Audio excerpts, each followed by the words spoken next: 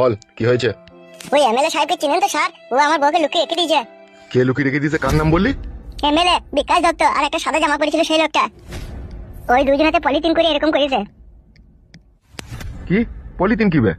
Politic না কি বলে পলিথিন সেইগুলো গো। পলিটিক্স বলতে চাইছো? হ্যাঁ ও কাকা ঠিকই বলেছে। এই লাউড়া চুদা, স্যার বলবে কাকাকে? বালমুকু এমএলএ সাহেব এমন এমন কাজ করে না, শালা কাজের কোনো ওষুধ থাকে না। স্যার আমার বউকে তাহলে ছাড়িয়ে দেওয়ার ব্যবস্থা করেন স্যার। তুই শিওর তোর বউকে এমএলএ সাহেব আটকে রেখে দিয়েছে? চোখ ছুঁয়ে বলছি কাকা, দেখো মিথ্যে কথা বলিনি, সত্যি করে বলছি। তোর নাম কি বল? আমার নাম হচ্ছে ফালতু দাস। তোর বইয়ের নাম কি? বইয়ের নাম ঝুমা দাস। তোর নিজের বউ তো ওটা? হ্যাঁ কাকা, আমি লাভ মেরে বিয়ে করেছি।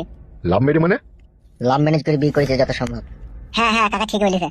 বুকাচ্চুদাকে মারবো স্যার বলতে পারছিস না কাকাকে বে? তোর কোন সম্পর্কে কাকাবে? কবা তোর মায়ের কাছে শুয়েছিলাম বে বুকাচ্চুদা? ভুল হয়ে গেছে স্যার, আর কোনোদিনও কাকা বলবো না। ঠিক আছে তুই যা, কালকে তুই 10টার সময় আসবি, ঠিক আছে? আমি বিষয়টা দেখছি। ঠিক আছে স্যার, তাই হবে, তাহলে আমি আসছি। আচ্ছা ঠিক আছে যা।